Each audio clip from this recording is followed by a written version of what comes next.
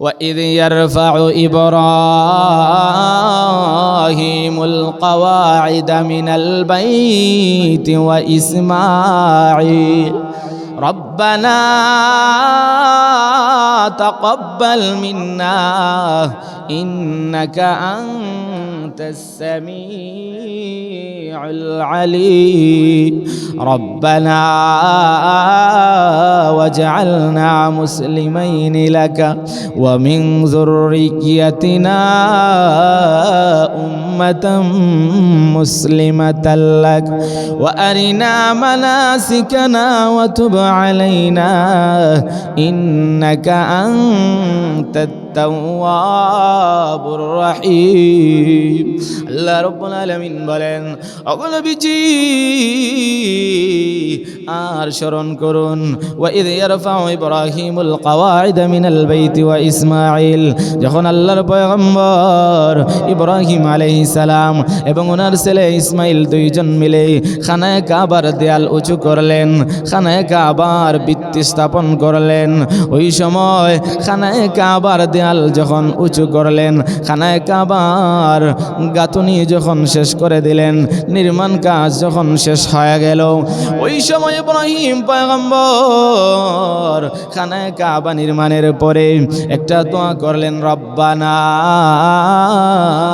তাকাব্বাল মিন্না ইন্নাকা আনতাস সামিউল আলিম প্রভু গো তাকাব্বাল মিন্না হে রব্বুল আলামিন আমরা বাপ বেটা দুইজন মিলে খানায়ে কাবা নির্মাণ করলাম আমাদের পক্ষ থেকে এই নির্মাণ কাজটাকে কবুল করে নেন ওরে মুসলমান এই জন্য আপনি যখন কোনো ভালো কাজ করবেন কোনো ভালো কাজ করার পরে এই দোয়া করা রব্বানা তাকাব্বাল মিন্না প্রভু গো আমার পক্ষ থেকে এই কাজটাকে কবুল করে নেন খানায়ে কাবা যখন নির্মাণ হয়ে গেল এবার আল্লাহ ইব্রাহিম পয়গম্বরকে বললেন ওগো পয়গম্বর ইব্রাহিম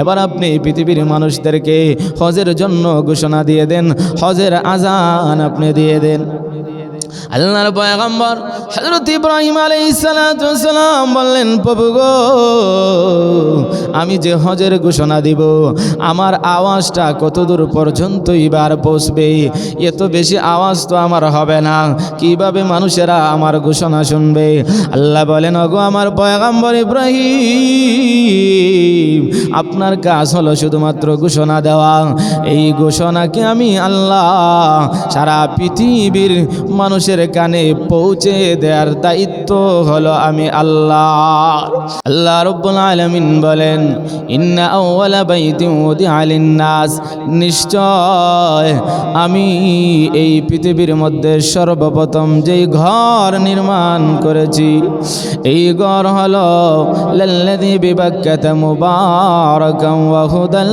লিল আলামিন বিবাক্কাতা এই ঘর হলো মক্কায় মক্কার আগের নাম হলো বাক্কা আল্লাহ রাব্বুল আলামিন বলেন এই ঘর আমি আল্লাহ মক্কায় নির্মাণ করেছি এই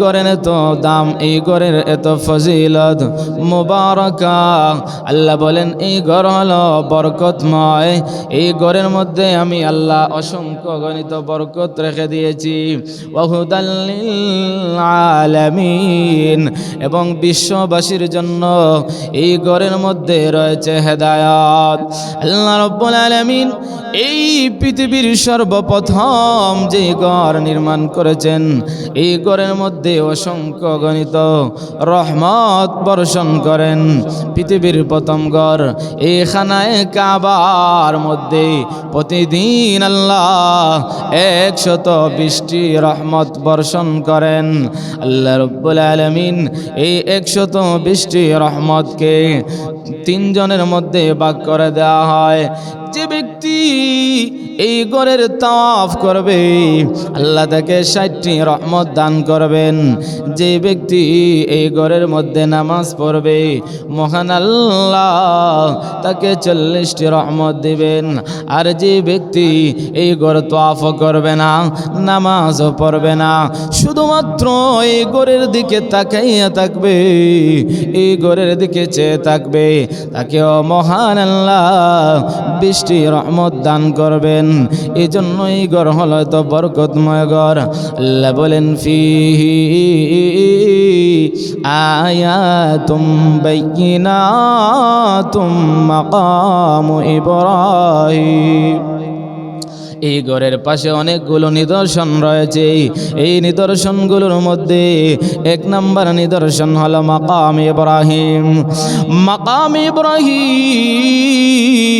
এমন একটা পাথর, যে পাথরের উপর উঠে আল্লাহর পয়গম্বর ইব্রাহিম খলিলুল্লাহ এবং ওনার ছেলে ইসমাইল যখন খানায়ে কাবা নির্মাণ করেন, খানায়ে কাবা নির্মাণের সময় আল্লাহর পয়গম্বর ইব্রাহিম আলাইহিস সালাম যখন উপরে ওঠার জন্য চেষ্টা করেন, কোনো ধরনের কোনো সিঁড়ি নাই, কি দিয়ে উপরে উঠবেন? মহান আল্লাহ কুদরতিভাবে ওই পাথরটা দিয়েছেন।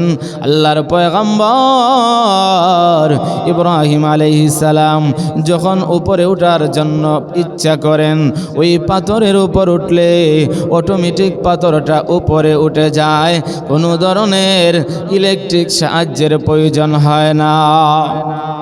এই পাথর যাকে মাকাম ইব্রাহিম বলা হয়, আল্লাহর পয়গম্বর ইব্রাহিম আলাইহিস সালাম এই পাথরের উপর উঠে খানায়ে কাবার ঢাল যখন গাঁথুনি দিলেন, উপরে ওঠার চেষ্টা করেন, তখন ওই পাথরটা অটোমেটিক উপরে উঠে যায়, কোনো ধরনের সিঁড়ির প্রয়োজন হয় না।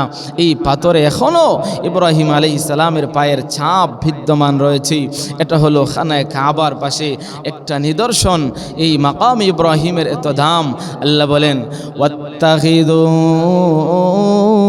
মিন মাকামি ইব্রাহিম মুসাল্লা। আল্লাহ রাব্বুল আলামিন বলেন, তোমরা মাকামে ইব্রাহিমকে নামাজের জায়গা বানাও, মাকামে ইব্রাহিমের মধ্যে নামাজ পড়ো। আল্লাহর কোনো বান্দা বান্দি যদি মাকামে ইব্রাহিমের মধ্যে নামাজ পড়ে, মহান আল্লাহ তার জিন্দেগির সমস্ত গুনাহ মাফ করে দেন। সুবহানাল্লাহ। এই ঘরের পাশে আরেকটা নিদর্শন হলো জমজমের কূপ। এই জমজমের কূপের একটা ইতিহাস রয়েছে।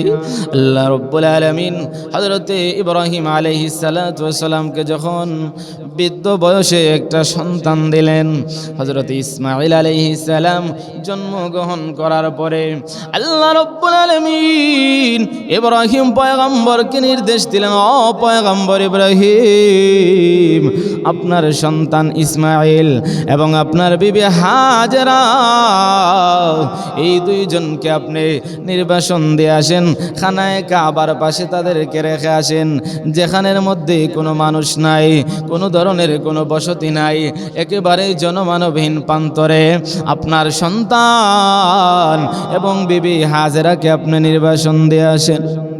আল্লাহর পয়গম্বর ইব্রাহিম খলিলুল্লাহ ছোট্ট সন্তান হযরতে ইসমাঈল এবং ওনার স্ত্রীকে নিয়ে রওনা হয়ে গেলেন। খানায়ে কাবার পাশে ওনাদেরকে রেখে আসলেন, সামান্য কিছু পানি দিলেন এবং সামান্য কিছু খেজুর সাথে ছিল। হযরতে হাজেরা আলাইহিস সালাতু ওয়াস সালাম জিজ্ঞাসা করেন, স্বামী গো, আমাদেরকে যে এখানে রেখে যাইতেছেন, কার আদেশে রেখে যাইতেছেন? আল্লাহর পয়গম্বর ইব্রাহিম আলাইহিস সালাম আকাশের দিকে আঙ্গুল তুলে ইশারা করে বুঝাইতে চাইলেন, আমি আল্লাহর আদেশেই তোমাদেরকে এখানে রেখে যাইতেছি। হযরতে হাজেরা আলাইহিস সালাম বলেন, ওগো স্বামী, আল্লাহর আদেশে যদি আমাদেরকে এখানে রেখে যান, তাহলে আমি এমন আল্লাহর উপর ঈমান আনি নাই যে আল্লাহ আমাকে মরু প্রান্তরে খাবার পৌঁছাইতে পারবে না। হযরত হাজেরা আলাইহিস সালাতু ওয়াস সালাম ওনার বিশ্বাস ছিল এই জায়গায় মহান আল্লাহ ওনাকে খাবার পৌঁছে দিবেন। ইব্রাহিম আলাইহিস সালাম স্ত্রী এবং সন্তানকে রেখে আসে বহুদূর যখন চলে আসলেন আর তাদেরকে দেখা যায় না। ওই সময় মহান আল্লাহর কাছে আকাশের দিকে দুইটা হাত তুলে দোয়া করলেন, রব্বানা ইন্নী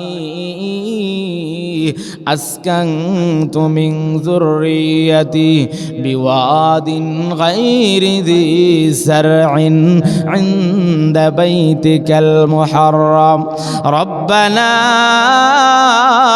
ليقيموا الصلاة فاجعل أفئدة من الناس تهوي إليهم وارزقهم من الثمرات لعلهم يشكرون।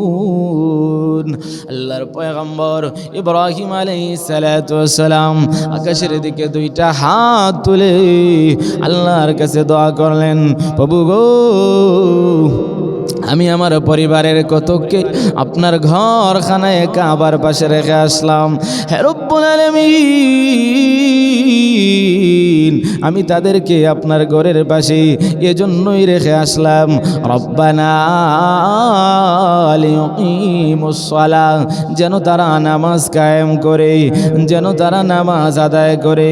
প্রভু গো, অতএব আপনি কিছু মানুষের অন্তরকে তাদের দিকে আকৃষ্ট করে দিন, তাদের দিকে কিছু মানুষের অন্তরকে মাইল করে দিন।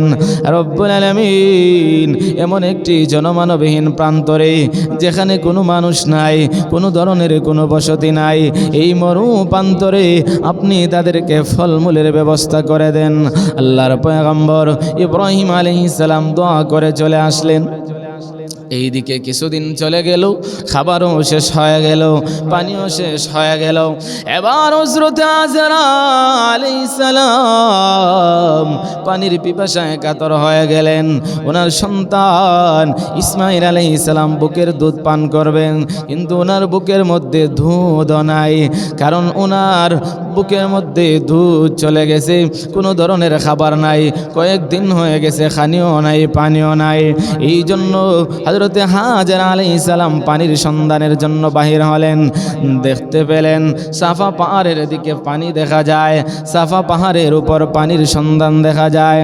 কিন্তু যখন হযরত হাজরা সাফা পার গেলেন, গিয়ে দেখেন না না, পানির সন্ধান নাই।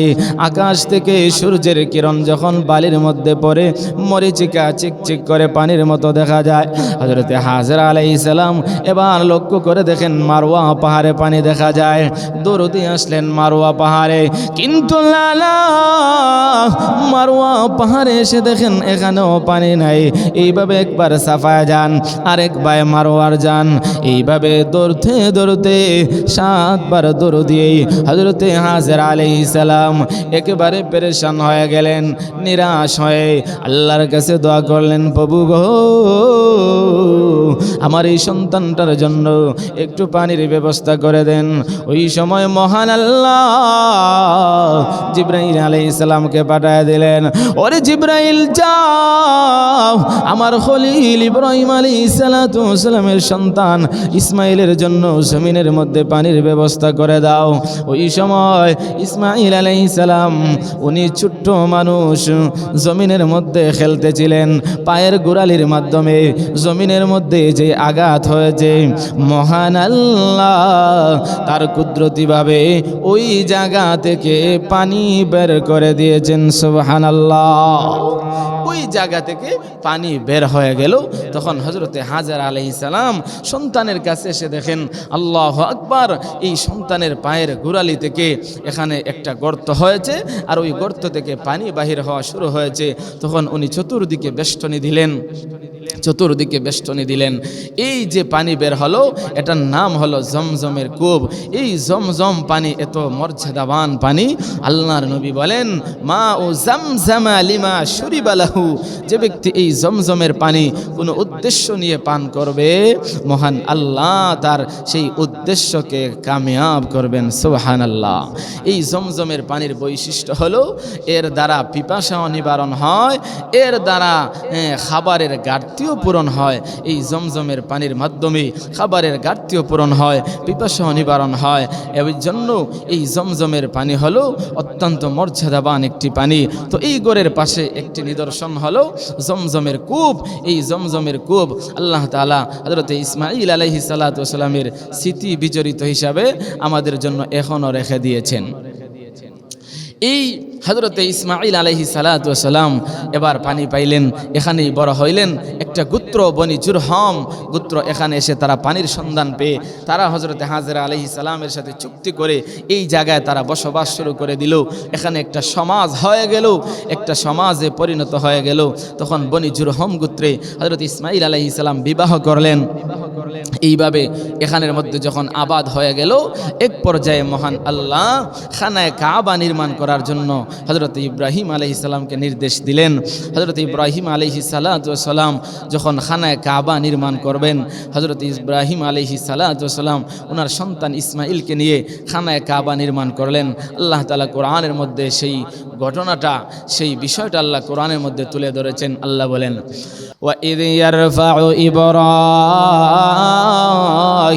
الْقَوَاعِدَ مِنَ الْبَيْتِ وَإِسْمَاعِيلُ رَبَّنَا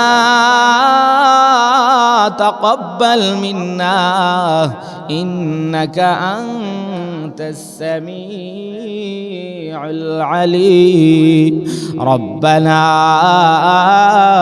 وَاجْعَلْنَا مُسْلِمَيْنِ لَكَ وَمِنْ ذُرِّيَّتِنَا أُمَّةً مُسْلِمَةً لَكَ وَأَرِنَا مَنَاسِكَنَا وَتُبْ عَلَيْنَا إِنَّكَ أَنْتَ التواب الرحيم।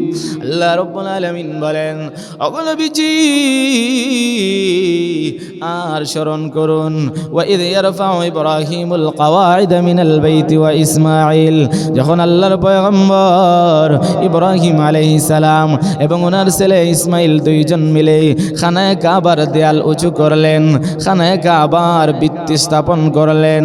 ওই সময় খানায়ে কাবার দেয়াল যখন উঁচু করলেন, খানায়ে কাবার গাঁথুনি যখন শেষ করে দিলেন, নির্মাণ কাজ যখন শেষ হয়ে গেল, ওই সময় ইব্রাহিম পয়গম্বর খানায়ে কাবা নির্মাণের পরে একটা দোয়া করলেন, রব্বানা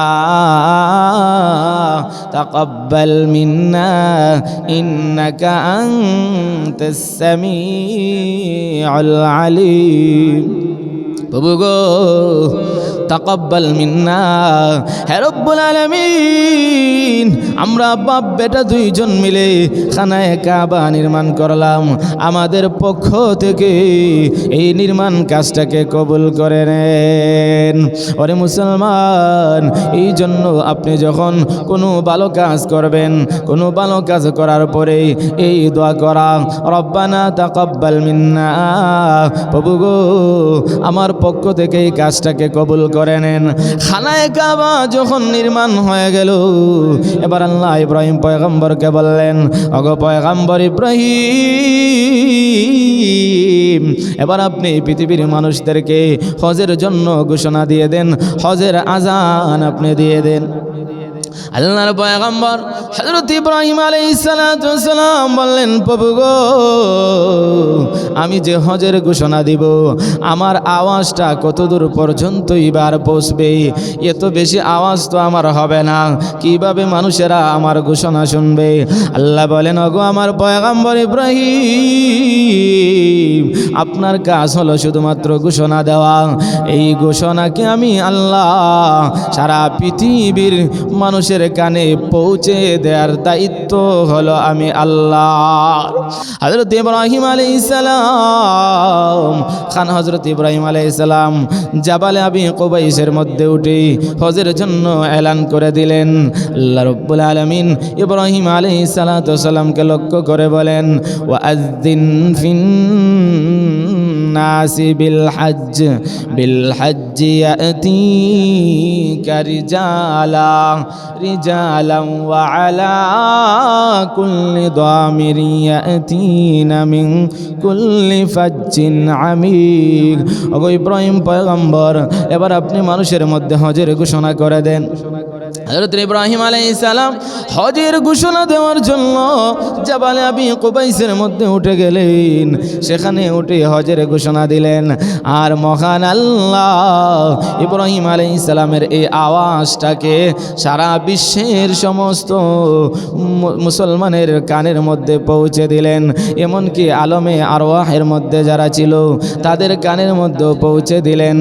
যারা এই ঘোষণা শোনার পরে লাব্বাইক বলেছিল, মহান আল্লাহ তাদেরকে একবার হলেও খানায়ে কাবা তওয়াফের সুযোগ দিবেন। সুবহানাল্লাহ। হযরত ইব্রাহিম আলাইহিস সালাম হজের ঘোষণা দিয়ে দিলেন। তখন থেকে আল্লাহ রাব্বুল আলামিন এই হজের বিধান চালু করে দিলেন। হযরত ইব্রাহিম আলাইহিস সালামের ঘোষণার পরে মানুষেরা খানায়ে কাবা তওয়াফ করার জন্য দূর দূরান্ত থেকে ছুটে আসলো। মানুষেরা দলে দলে খানায়ে কাবা তওয়াফের জন্য ছুটে আসলো। আল্লাহ রাব্বুল আলামিন আমাদের উপর হজ ফরজ করেছেন। এই হজ এটা একটি ফরজ বিধান। আল্লাহ রাব্বুল আলামিন কোরআনের মধ্যে বলেন, ولله على الناس حج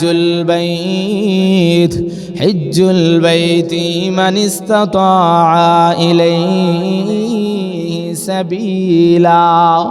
আল্লাহ রাব্বুল আলামিন বলেন, আর যে ব্যক্তির এই ঘরে পৌঁছার সামর্থ্য রয়েছে তার উপর হজ করা ফরজ। হজ ওই ব্যক্তির উপর ফরজ যেই ব্যক্তি খানায়ে কাবা পর্যন্ত পৌঁছার, আবার নিজ দেশে ফিরে আসার মতো টাকা পয়সা রয়েছে এবং ওই দিনগুলোতে তার পরিবারের ভরণ পোষণ আদায় করার মতো টাকা পয়সা ভরণ পোষণ দেওয়ার মতো সামর্থ্য তার রয়েছে, ওই ব্যক্তির উপর আল্লাহ হজ ফরজ করে দিয়েছেন। এই হজ ইসলামের একটি গুরুত্বপূর্ণ বিধান। ইসলামের 5টা ভিত্তি রয়েছে।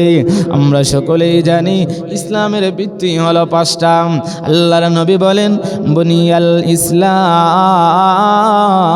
আলা খামসিন শাহাদাতু আল্লাহ ইলাহা ইল্লাল্লাহ ওয়া আন্না মুহাম্মাদার রাসূলুল্লাহ وإقام الصلاة وإيتاء الزكاة والحج وصوم رمضان। আল্লাহর নবী বলেন, ইসলামের ভিত্তি হলো 5টা জিনিসের উপর। 1 নম্বর হলো আল্লাহর উপর ঈমান আনা, রাসূলের উপর ঈমান আনা। 2 নম্বর হলো নামাজ কায়েম করা। 3 নম্বর হলো যাকাত আদায় করা। 4 নম্বর হলো রমজান শরীফের রোজা রাখা। 5 নম্বর হলো যার সামর্থ্য রয়েছে ওই ব্যক্তির হজ করা। এই হজ এমন একটা বিধান আল্লাহ রাব্বুল আলামিন এই হজ আল্লাহ রাব্বুল আলামিন যাদের উপর ফরজ করেছেন, এরা যদি হজ আদায় না করে, হজ যদি পালন না করে, আল্লাহর নবী অনেক ধমক দিয়েছেন। আল্লাহর নবী বলেন, মাল্লাম ইয়ামনাহু মিনাল হজ্জি হাজাতুন যাহিরাতুন আও সুলতানুন জাইর আও মারাদুন হাবিস ফামাতা ওয়া লাম ইয়াহুজ্জা ফালইয়ামুত ইনশাআ ইয়াহুদিয়া ওয়া ইনশাআ নাসরানিয়া। আল্লাহর নবী বলেন, যার উপর আল্লাহ হজ ফরজ করেছেন, আর যদি ওই ব্যক্তির হজ করতে গিয়ে রাষ্ট্রীয় কোনো বাধা থাকে না, কোনো ধরনের অসুস্থতা থাকে না, কোনো প্রতিবন্ধক থাকে না, জালেমের কোনো ভয় থাকে না, আর যদি ওই ব্যক্তি হজ না করে মারা যায়, আল্লাহর নবী বলেন, সে ইহুদি হয়ে মারা যাক অথবা খ্রিস্টান হয়ে মারা যাক, আমি নবীজির কিছু আসে যায় না। নাউযুবিল্লাহ। কত বড় ধমক দিয়েছেন। নবীজি সতর্ক দিয়েছেন যে ব্যক্তি হজ ফরজ হওয়ার পরেও কোনো ধরনের বাধা ছাড়া হজ করবে না, সে ইহুদি হয়ে মরুক, খ্রিস্টান হয়ে মরুক, এতে আমি নবীজির কিছু আসে যায় না। অন্য হাদিসে নবীজি বলেন, মান আরাদাল হজ্জ ফালইয়াতাআজ্জাল ফাইন্নাহু قد يمرض المريض وتدل الضال। আল্লাহর নবী বলেন, যে ব্যক্তি হজ করার ইচ্ছা করে সে যেন তাড়াতাড়ি হজ করে নেয়, কারণ সে জানে না হয়তো তার এমন কোনো বিপদ সামনে আসতে পারে, অথবা তার বাহন হারিয়ে যাইতে পারে, টাকা পয়সা শেষ হয়ে যাইতে পারে। এই জন্য তাড়াতাড়ি যেন সে হজ আদায় করে নেয়। যার উপর হজ ফরজ হয়েছে হজ করতে যেন বিলম্ব না করে, তাড়াতাড়ি যেন সে ব্যক্তি হজ আদায় করে নেয়। এই হজ যার উপর আল্লাহ ফরজ করেছেন তাড়াতাড়ি হজ আদায় করে নেওয়া, এই বৎসর নয় আগামী বৎসর করব এমন বাহানা না করা। এই হজ এটা গুরুত্বপূর্ণ একটি আমল, এই হজ একটা ফজিলতপূর্ণ আমল। আল্লাহর নবী বলেন, মান হাজ্জা লিল্লাহি ফালাম ইয়ারফাস ওয়া লাম ইয়াফসুক রাজাআ কায়াউমিন কাওয়ালাদাতুহু উম্মুহু। যে ব্যক্তি হজ আদায় করলো, হজ করতে গিয়ে কোনো ধরনের অশ্লীল কাজ করে নাই, কোনো ধরনের গুনার কাজ করে নাই, মহান আল্লাহ এই হাজী সাহেবকে এমনভাবে মাফ করেন, কাওয়ালাদাতুহু উম্মুহু, নবজাতক একটা সন্তান যে মাত্র আজকেই জন্মগ্রহণ করেছে, সদ্যভূমিষ্ঠ এই সন্তানের যেমন কোনো গুনাহ থাকতে পারে না, ঠিক তদ্রূপভাবে হাজী সাহেবকেও আল্লাহ এমনভাবে মাফ করে দেন যেন তার কোনো গুনাহই নাই। আল্লাহর নবী বলেন, মান হাজ্জা লিল্লাহি ফালাম ইয়ারফাস ওয়া লাম ইয়াফসুক গফিরা লাহু মা তাকাদ্দামা মিন যামবি। যে ব্যক্তি হজ আদায় করলো, কোনো ধরনের কোনো অশ্লীল কাজ করলো না, কাউকে কষ্ট দিল না, মহান আল্লাহ তার অতীতের জিন্দেগির সমস্ত গুনাহ মাফ করে দিবে। এই হজ এমন একটি গুরুত্বপূর্ণ ইবাদত।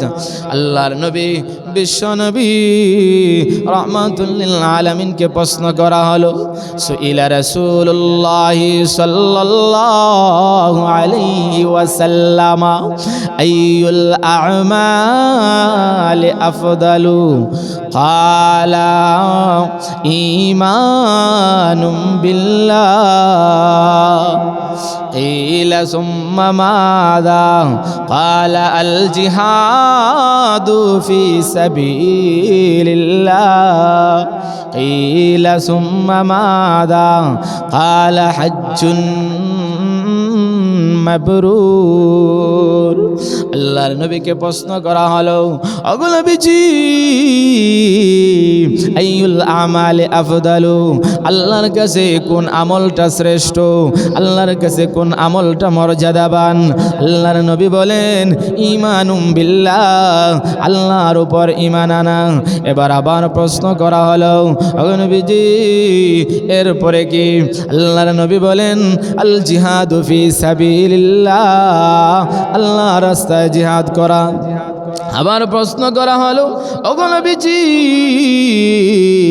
এরপরে কি? আল্লাহর নবী বলেন, আল হজ্জুল মাবরুর, এরপরে হলো হজ্জে মাবরুর। এই হজ্জে মাবরুর হলো আল্লাহর কাছে গুরুত্বপূর্ণ একটা আমল, আল্লাহর কাছে শ্রেষ্ঠ এবং মর্যাদাবান একটা আমল। তাহলে এই হজ্জে মাবরুর এটা আল্লাহর কাছে একটা মর্যাদাবান আমল, একটা শ্রেষ্ঠ আমল।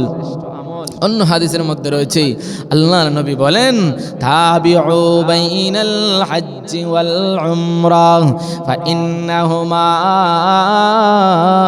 ইয়ানফিয়ানিল ফাকর ওয়াজ যুনুব। তোমরা হজ এবং উমরা একটার পর একটা আদায় করো, একের পর এক তোমরা হজ উমরা আদায় করো, কারণ এই হজ এবং উমরার মাধ্যমে মহান আল্লাহ হাজী সাহেবের দরিদ্রতাকে দূর করে দেন। অন্য হাদিসে নবীজি বলেন, আল উমরাতু ইলাল উমরাতু কাফফারাতুন লিমা বাইনাহুমা। এক উমরা থেকে আরেক উমরা পর্যন্ত যত গুনাহ হয় আল্লাহ সমস্ত গুনাহ মাফ করে দেন। তাহলে হজ একটা গুরুত্বপূর্ণ ইবাদত। এই হজ আল্লাহ যেন আমাদেরকে হজ্জে মকবুল নসিব করেন। এরপরে এই জিল হজ মাসে আল্লাহ তাআলা আমাদেরকে আরেকটি বিধান দিয়েছেন, সেটা হলো কোরবানির বিধান। এই কোরবানি কোথায় থেকে আসলো? আল্লাহ রব্বুল আলামিন হযরতে ইব্রাহিম আলাইহিস সালাতু ওয়াস সালামকে শেষ বয়সে একটা সন্তান দিয়েছিলেন। উনি ছিলেন নিঃসন্তান, কোনো সন্তান ছিল না। বয়স কোনো বর্ণনা মতে ওনার 120 বছর হয়ে গেছে, কোনো সন্তান নাই। আল্লাহর কাছে উনি একবার দোয়া করলেন, রব্বি হাবলি মিনাস সালিহিন। প্রভু গো, আমাকে একটা নেককার সন্তান দান করুন। আল্লাহ রব্বুল আলামিন ইব্রাহিম পয়গম্বরের এই দোয়াকে আল্লাহ কবুল করে মহান আল্লাহ বলেন, ফাবাশশারনাহু বিগুলামিন হালিম। আমার পয়গম্বর ইব্রাহিম আলাইহিস সালাতু ওয়াস সালাম যখন আমার কাছে নেককার সন্তানের জন্য দোয়া করলেন, আমি আল্লাহ ইব্রাহিম পয়গম্বরকে একটা সহনশীল পুত্রের সুসংবাদ দিলাম। সুবহানাল্লাহ। হযরত ইসমাঈল আলাইহিস সালাতু ওয়াস সালাম জন্মগ্রহণ করলেন। সন্তান যখন দৌড়াদৌড়ির বয়সে উপনীত হয়ে গেল, আল্লাহর কোরআনের ভাষায় ফালাম্মা বালাগা মাআহুস সা'য়া ক্বালা ইয়া বুনাইয়া ইন্নী আরা ফিল মানাম আন্নী আযবাহুকা ফানজুর মাযা তারা قال يا أبت افعل ما تؤمر ستجدني إن شاء الله من الصابرين। আল্লাহ রাব্বুল আলামিন বলেন, ফালাম্মা বালাগা মাআহুস সা'য়া, সন্তান যখন দৌড়াদৌড়ির বয়সে উপনীত হয়ে গেল, ওই সময় ইব্রাহিম পয়গম্বর রাত্রের বেলা ঘুমের মধ্যে স্বপ্ন দেখেন, ও ইব্রাহিম, তোমার আদরের প্রিয় বস্তু আল্লাহর রাস্তায় কুরবানি করো। ইব্রাহিম পয়গম্বর বুঝতে পারলেন ওনার এই আদরের বস্তু হলো ওনার সন্তান ইসমাইল। ইসমাইলের চাইতে অতি আদরের প্রিয় বস্তু এই পৃথিবীর মধ্যে আর কিছু হইতে পারে না। কারণ শেষ বয়সে যেই সন্তান পেয়েছেন, এই সন্তানের মহব্বত ওনার কাছে ছিল সবচাইতে বেশি। এই জন্য হযরত ইব্রাহিম আলাইহিস সালাম সন্তানের কাছে গিয়ে বললেন, ও আমার ছেলে, ও আমার বৎস, ইন্নী আরা ফিল মানামি আন্নী আযবাহুকা ফানজুর মাযা তারা। ওরে আমার ছেলে, আমি স্বপ্নে দেখেছি আল্লাহ রব্বুল আলামিনের রাস্তা করতেছি, ফানজুর মাযা তারা, অতএব তোমার মতামত কি? ইসমাইল আলাইহিস সালাম বলেন, ওগো আব্বা, আল্লাহ আপনাকে যা নির্দেশ করেছেন, ইফআল মা তুমার, আপনি আপনার নির্দেশ পালন করুন। সাতাজিদুনি ইনশাআল্লাহু মিনাস সাবিরিন। ওগো আব্বা, আল্লাহ আপনাকে যে নির্দেশ দিয়েছেন, এই নির্দেশ পালন করতে গিয়ে আপনি কোনো ধরনের ত্রুটি করবেন না। নিশ্চয় আপনি আমাকে ধৈর্যশীলদের মধ্যে পাবেন। সুবহানাল্লাহ। হযরত ইব্রাহিম আলাইহিস সালাম সন্তানকে নিয়ে গেলেন, মিনা প্রান্তরে কুরবানি করবেন। সন্তানের চোখ বেঁধে দিলেন, নিজের চোখটা বেঁধে রাখলেন। এবার সন্তানের গলায় ছুরি চালাইতেছেন, কিন্তু না না, ওই ছুরি কাজ করে না। এক পর্যায়ে হযরতে ইব্রাহিম আলাইহিস সালাতু ওয়াস সালাম সন্তানের গলায় যখন ছুরি চালাইতেছেন, এই মুহূর্তে মহান আল্লাহ সব কিছু আরশ থেকে দেখতেছেন।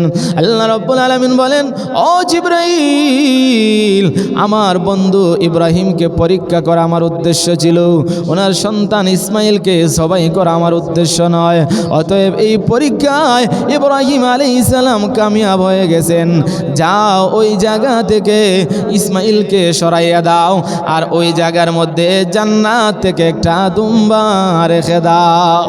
হযরত জিবরাইল আলাইহিস সালাম ইসমাইলকে সরাইয়া নিলেন, ওই জায়গার মধ্যে একটা জান্নাতি দুম্বা রেখে দিলেন। ইব্রাহিম আলাইহিস সালাম ছুরি চালাইতেছেন, মনে করেছেন ওনার সন্তান জবাই হয়ে গেছে। যখন জবাইয়ের কাজ সম্পাদন হয়ে গেল, চোখের বাঁধ যখন করলেন, আল্লাহু আকবার, এমনি দেখেন ওনার সন্তান পাশের মধ্যে দাঁড়ানো, আর একটা দুম্বা আল্লাহ রাস্তায় কোরবানি হয়ে গেছে। সুবহানাল্লাহ।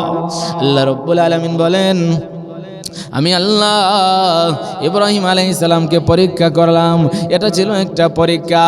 ওয়াফাদাইনাহু বিযিবহিন আযীম, এর পরিবর্তে আমি আল্লাহ একটা দুম্বা কুরবানি দিলাম।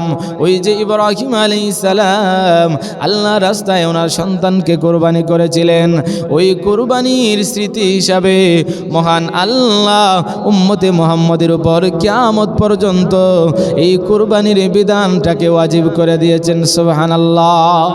এই কুরবানির বিধান ওই ইব্রাহিম আলাইহিস সালাতু ওয়াস সালাম ওনার সন্তানকে যে কুরবানি দিয়েছিলেন, ওনার সন্তানকে আল্লাহর রাস্তায় কুরবানি দেওয়ার জন্য নিয়ে গিয়েছিলেন, ওইটার স্মৃতি হিসাবে আল্লাহ তাআলা আমাদেরকে দিয়ে দিলেন এই কুরবানি।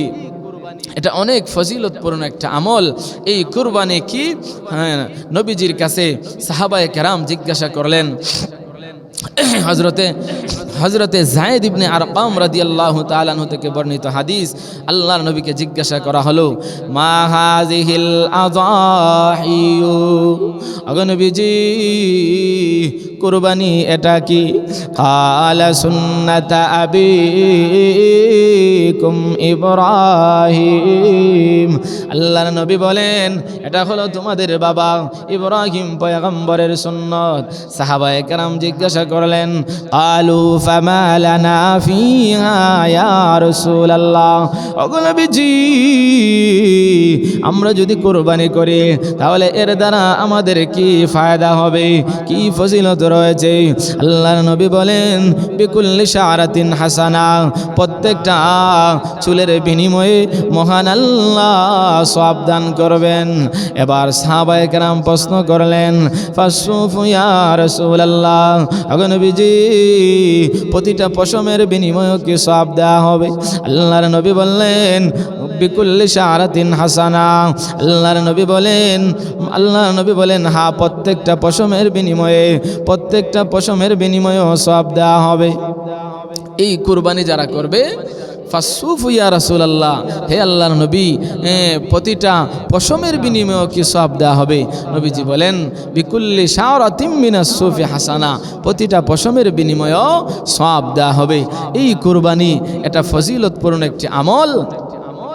মা আমিলা ইবনু আদম মিন আমালি ইয়াওমান নাহরি আহাব্বু ইলাল্লাহি মিন ইহরাকিদ দাম, কুরবানির দিনে আল্লাহর কাছে কুরবানি করার চাইতে প্রিয় আমল আর কিছুই হতে পারে না। ওয়া ইন্নাহু লা ইয়াতি ইয়াউমাল কিয়ামাতি বিকুরুনিহা ওয়া আশআরিহা ওয়া আযলাফিহা, কাল কিয়ামতের কঠিন ময়দানে ওই কুরবানির জন্তুর শিং, রক্ত, মাংস ওইগুলো কিয়ামতের মাঠে ওইভাবেই উপস্থিত হবে। এই কুরবানির গোশত আল্লাহ রব্বুল আলামিন গোশত খান না, গোশত মানুষেরাই খাবে। আল্লাহ কুরবানির মাধ্যমে মানুষের অন্তরকে পরীক্ষা করেন, মানুষের তাকওয়া দেখেন।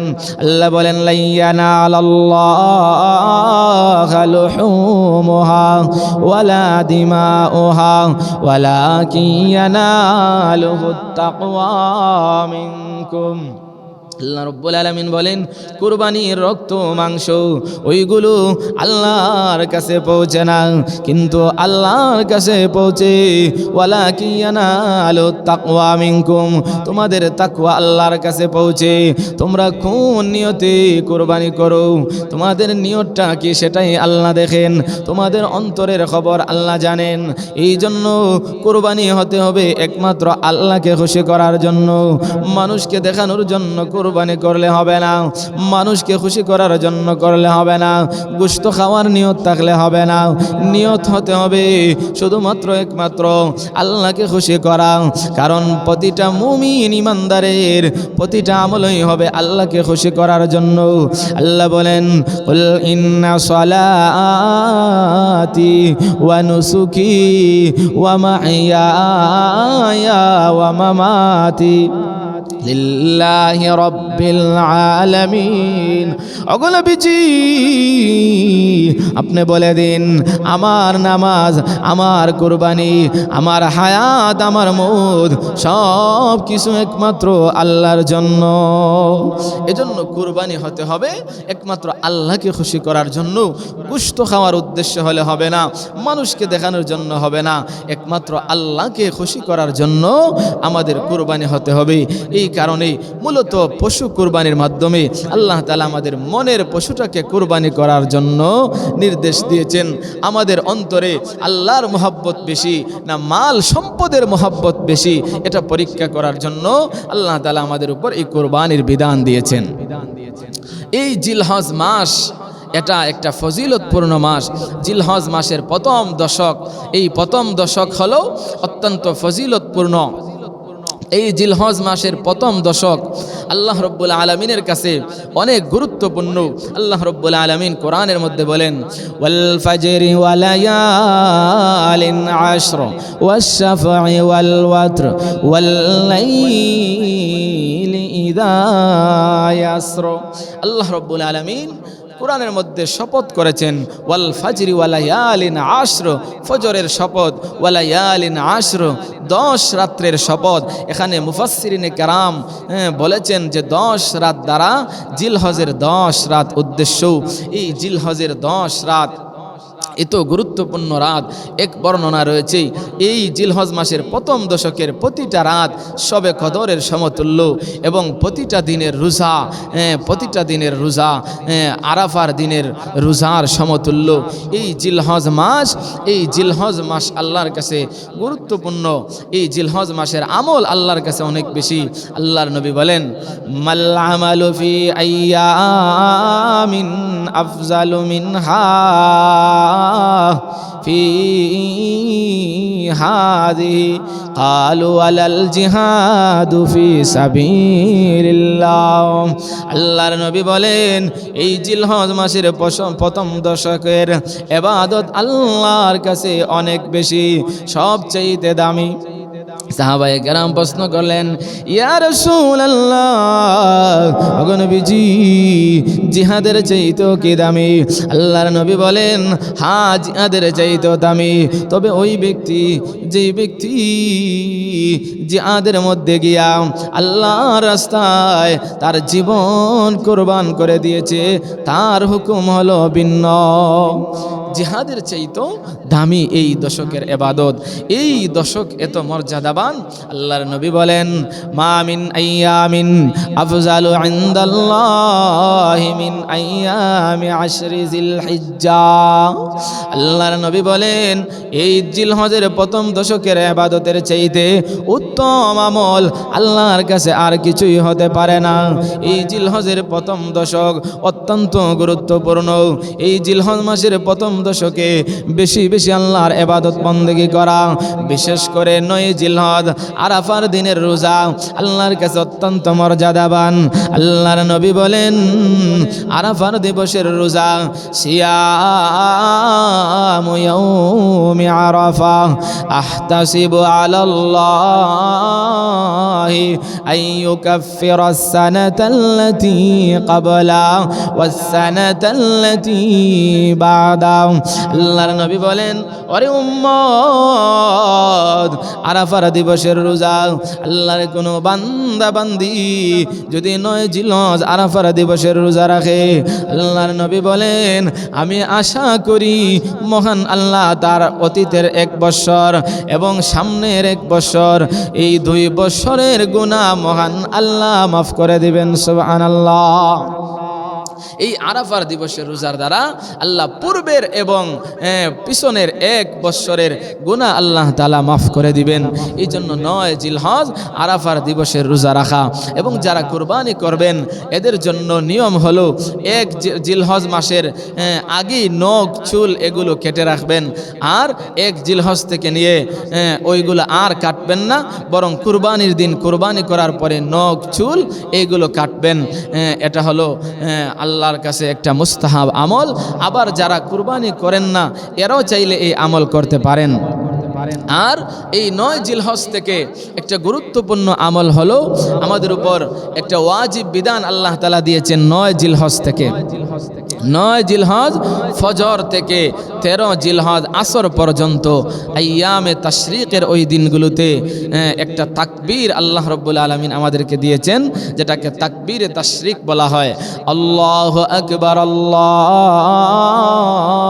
আকবার, লা ইলাহা ইল্লাল্লাহু ওয়াল্লাহু আকবার, আল্লাহু আকবার ওয়ালিল্লাহিল হামদ। এই তাকবীরটা 9 জিলহজ ফজর থেকে নিয়ে 13 জিলহজ আসর পর্যন্ত প্রতিটা বালিগ পুরুষ এবং বালেগা মহিলার জন্য ফরজ নামাজের পরে একবার পড়া হলো ওয়াজিব। যদি না পড়ে তাহলে গুনাহগার হবে। এজন্য এই আমলটা আমাদের সকলেরই করা একান্ত কর্তব্য। পুরুষরা মসজিদে জামাতে এসে পড়লে জামাতের পরপর মহিলাগণ বাড়িতে একা একা নামাজ পড়ার পরে এই তাকবীরটা বলবেন। পুরুষেরা উচ্চ স্বরে বলবেন আর মহিলারা নিম্ন আওয়াজে আস্তে আস্তে বলবেন। এই ওয়াজিব আমল। এরপরে আমাদের কাছে আসতেছে নতুন বৎসর, জিলহজের পরেই আসতেছে মুহররম। মুহররম এটা হলো আরবি বৎসরের প্রথম মাস।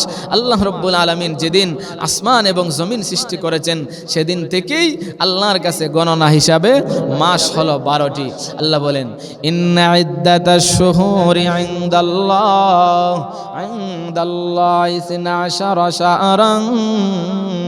ইসনা আশারা শাহরান ফি কিতাবিল্লাহ ইয়াউমা খালাকাস সামাওয়াতি ওয়াল আরদ মিনহা আরবাআতুন হুরুম। যেদিন আল্লাহ আসমান জমিন সৃষ্টি করেছেন সেদিন থেকেই আল্লাহর কাছে গণনা হিসাবে মাস হলো 12টি। মিনহা আরবাআতুন হুরুম, তন্মধ্যে 4টি মাস হলো সম্মানিত মাস। এই 4টি মাস হলো জিলকদ, জিলহজ, মুহররম আর আরেকটা হলো রজব। এই 4টি মাস হলো সম্মানিত মাস। মুহররম মাস এটা একটা অত্যন্ত সম্মানিত মাস। এটা বৎসরের প্রথম মাস, হিজরি সনের প্রথম মাস। হযরত উমর রাদিয়াল্লাহু তাআলা আনহুর যুগে হিজরি সনের সূচনা হয়। যখন মুসলমানদের বিভিন্ন চিঠিপত্র আদান প্রদানে সমস্যা দেখা দিল, তখন হযরত উমরের কাছে পরামর্শ আসলো, প্রস্তাবনা আসলো যে আমাদের মুসলমানদের জন্য একটা আলাদা নির্ধারিত সন গণনা শুরু করেন। তখন হযরতে উমর রাদিয়াল্লাহু তাআলা আনহু হিজরি থেকে হিজরি গণনা শুরু করলেন, হিজরি সাল শুরু করলেন। এই মুহররম মাস অত্যন্ত দামি মাস। মুহররমের রোজা আল্লাহর কাছে অত্যন্ত দামি। আল্লাহর নবী বলেন, আফজালুস সিয়ামি বা'দা রমাদান শাহরুল্লাহিল মুহররম। আল্লাহর নবী বলেন, ওরে উম্মত, আল্লাহর কাছে রমজানের রোজার পরে সর্বোত্তম রোজা হলো মুহররমের রোজা। এই মুহররমের রোজা আল্লাহর কাছে অত্যন্ত মর্যাদাবান, অত্যন্ত দামি রোজা। এই মুহররমের 10 তারিখকে বলা হয় আশুরা। এই আশুরার দিবসের রোজা আল্লাহর কাছে অত্যন্ত মর্যাদাবান একটি রোজা। আল্লাহর নবী বলেন, সিয়ামু ইয়াউমি আশুরা ইন্নী আহতাসিবু আলাল্লাহি আন ইউকাফিরাস সানাতাল্লাতী ক্বাবলা। আল্লাহর নবী বলেন, যে ব্যক্তি আশুরার দিবসে রোজা রাখবে আমি আল্লাহর কাছে আশা রাখি মহান আল্লাহ তার অতীতের 1 বৎসরের গুনাহ মাফ করে দিবেন। যে ব্যক্তি আশুরার রোজা রাখবে আল্লাহ তার অতীতের 1 বৎসরের গুনাহ মাফ করে দিবেন। এই জন্য আশুরার দিবসের রোজা, এই আশুরা আশুরার রোজা কোথায় থেকে আসলো? নবীজি যখন হিজরত করে মক্কা থেকে মদিনায় গেলেন, যাওয়ার পরে দেখলেন মদিনাবাসীরা তারা একটা রোজা রাখে 10 মুহররম। তখন নবীজি তাদেরকে জিজ্ঞাসা করলেন, তোমরা এই দিন রোজা রাখার কারণ কি? তখন তারা বলেছিল যে আমাদের বনি ইসরাইলের নবী হযরতে মূসা আলাইহিস সালাতু ওয়াস সালাম যখন ফেরাউনের কবলে পড়ে উনি যখন মিশর ছেড়ে চলে যান, ওই সময় সামনে ছিল লোহিত সাগর। এই সাগর পাড়ি দেওয়ার সময় আল্লাহ রব্বুল আলামিন সাগরের মধ্যে রাস্তা তৈরি করে দিলেন। মূসা আলাইহিস সালাম সাগর পার হইলেন, আর ফেরাউনের বাহিনীকে আল্লাহ নীল দরিয়ার মধ্যে ডুবাইয়া মারলেন। এই জন্য আমরা শুকরিয়া আদায় করে ওই দিনটায় রোজা রাখি, কারণ ওই দিন ছিল 10 মুহররম, এই কারণেই আমরা রোজা রাখি। তখন নবীজি বললেন, নাহনু আহাক্কু বিমূসা মিনকুম ফাসামাহু ওয়া আমারা বিসিয়ামিহি। আমরা মূসা আলাইহিস সালাতু ওয়াস সালামের জন্য আমরা তোমাদের চাইতে আরো নৈকট্যশীল, কারণ মূসা ছিলেন হকপন্থী নবী, আমিও হকপন্থী নবী। অতএব নবীজি সাহাবায়ে কেরামকে আদেশ দিলেন, ও সাহাবায়ে কেরাম, এই দিন তোমরা রোজা রাখবে। তবে ইহুদিরা একটা রোজা রাখে, আমরা ইহুদিদের বিরোধিতা করব, ইহুদিদের সাথে যেন সাদৃশ্য না হয়। এই জন্য নবীজি বলেন আমরা 2টা রোজা রাখবো, সোমু আশুরা ওয়া খালিফু ফীহিল ইয়াহুদ ওয়া সোমু ক্বাবলাহু ইয়াওমান ওয়া বা'দাহু ইয়াওমা। আল্লাহর নবী বলেন তোমরা আশুরার 2টা রোজা রাখবে, 9, 10 অথবা 10, 11, কারণ ইহুদিরা একটা রোজা রাখে আর তোমরা 2টা রাখবে, কারণ ইহুদিদের সাথে যেন সাদৃশ্য না হয়ে যায়, ইহুদিদের মুশাবিহ যেন না হয়, এই জন্য তোমরা 2টা রোজা রাখবে। আল্লাহর নবী বলেন কেউ যদি আশুরার দিনে রোজা রাখতে পারে, মহান আল্লাহ তার অতীতের 1 বৎসরের গুনাহ মাফ করে দিবে। আল্লাহ তার অতীতের 1 বৎসরের গুনাহ মাফ করে দিবেন। মুআজ্জাজ হাজিরিন, এই যে বৎসরের শুরু এবং 1 বৎসরের শেষ, এটা আমাদের জন্য কি বার্তা দেয়? এটা আমাদের জন্য বার্তা দেয় আমার জিন্দগির ক্যালেন্ডার থেকে 1 বৎসর চলে গেল, এখন আমার হায়াতে জিন্দগি থেকে আরেকটা বৎসর চলে গেল। এই জন্য আমি হিসাব মিলানো, অতীতের জিন্দগিতে আমি কি করলাম, আমার পিছনের জিন্দগির হিসাব যদি আমি মিলাই, তাহলে সামনের জিন্দগি চলতে আমার জন্য সহজ হবে। এই জন্য আগামীতে আমি যেন বেশি বেশি ইবাদত করতে পারি, এই প্ল্যান এবং প্রোগ্রাম করা, আর অতীতের সকল গুনার উপর অনুতপ্ত হওয়া, লজ্জিত হওয়া, নতুন এই বৎসর আমাদেরকে এটাই শিক্ষা দেয়। তো এই যে মুহররমের আশুরা, আমাদের দেশে অনেকেই মনে করেন আশুরা হযরতে হুসাইন রাদিয়াল্লাহু তাআলা আনহুর এই কারবালাকে উদ্দেশ্য করে আশুরা। আসলে আশুরা এবং কারবালা এটা 2টি পৃথক পৃথক ঘটনা। যদিও 10 মুহররম এই কারবালার ঘটনা সংঘটিত হয়েছে, তবে কারবালার সাথে আশুরার কোনো সম্পর্ক নাই, কারণ আশুরার মর্যাদা অনেক আগ থেকেই চলে আসছে, আর কারবালা তো অনেক পরে হয়েছে হযরত হুসাইন রাদিয়াল্লাহু তাআলা আনহুর আমলে। কিন্তু আমাদের দেশের অনেকেই মনে করেন যে আশুরা মানেই কারবালা, কারবালা মানেই আশুরা। এই জন্য আশুরার দিনে হযরত হুসাইন রাদিয়াল্লাহু তাআলা আনহুর কথা স্মরণ করে অনেকেই মূর্ছা গান, অনেকেই রাস্তায় রাস্তায় স্লোগান দেয়, রাস্তায় রাস্তায় মিছিল মিটিং করে তাজিয়া মিছিল বের করা হয়, নিজের শরীরকে রক্তাক্ত করা হয়। হায় হুসন বলে হযরতে হুসাইন রাদিয়াল্লাহু তাআলা আনহুর কথা স্মরণ করে তারা নিজের শরীরকে রক্তাক্ত করে দেয়। হুসাইন রাদিয়াল্লাহু তাআলা আনহুর আশিক তারা দাবি করে, কিন্তু দেখা যায় হুসাইন রাদিয়াল্লাহু তাআলা আনহুর আদর্শ তারা মানে না। এই জন্য এই আশুরা মানে কারবালা নয়, বরং কারবালার এই ঘটনাকে আমরা স্বীকার করি, এবং এর জন্য আমরা ব্যতীত যে হযরতে হুসাইন রাদিয়াল্লাহু তাআলা আনহু সহ এই আহলে বায়াতটাকে ইয়াজিদের বংশধর তারা নির্মমভাবে হযরতে হুসাইন রাদিয়াল্লাহু তাআলা আনহুকে শহীদ করেছে। এজন্য অবশ্যই আমরা মুসলমান হিসাবে ব্যথা লাগার কথা, দুঃখ এবং কষ্ট লাগার কথা, কিন্তু আশুরাকে কেন্দ্র করে হুসাইন রাদিয়াল্লাহু তাআলা আনহুর নামকে টার্গেট করে কোনো ধরনের ভণ্ডামি, কোনো ধরনের মিছিল মিটিং এগুলো সাহাবায়ে কেরাম করেন নাই, তাবিন তবে তাবিন এগুলো করেন নাই। এটা সম্পূর্ণ শিয়াদের কাজ, শিয়াদের আমদানি থেকে এটা অনেকেই আমাদের দেশে না বুঝে এগুলো করেন। এগুলো থেকে আমাদেরকে বিরত থাকতে হবে, সচেতন থাকতে হবে। হযরত হুসাইন রাদিয়াল্লাহু তাআলা আনহুকে কুফাবাসীরা হযরত হুসাইন রাদিয়াল্লাহু তাআলাকে দাওয়াত দিয়ে নিয়েছিল। হযরত হুসাইন রাদিয়াল্লাহু তাআলা আনহু সেখানে যাওয়ার পরে কুফাবাসীরা যখন বিশ্বাসঘাতকতা করলো, তখন হুসাইন রাদিয়াল্লাহু তাআলা আনহু কুফাবাসীকে লক্ষ্য করে একটা ভাষণ উনি দিয়েছিলেন কবি ইকবালের ভাষায়। এটাকে কবিতার ভাষায় অনেক সুন্দর উল্লেখ করা হয়েছে। মুঝে কুফা ওয়ালো মুসাফির ন সমঝো, मैं आया नहीं हो बुलाया गया हो। मुझे कुफा वालो मुसाफिर न समझो, मैं आया नहीं हो बुलाया गया हो, کہ مہمان بنا کر ستایا گیا ہو، میں رویا نہیں ہو رلایا گیا ہو۔ خدا جان کسی کے میزبانی 72 پیاسوں کہے بند پانی، خدا جان کسی کے میزبانی 72 پیاسوں کہے بند پانی، مقدر میں ہے حوض کوثر کا پینا،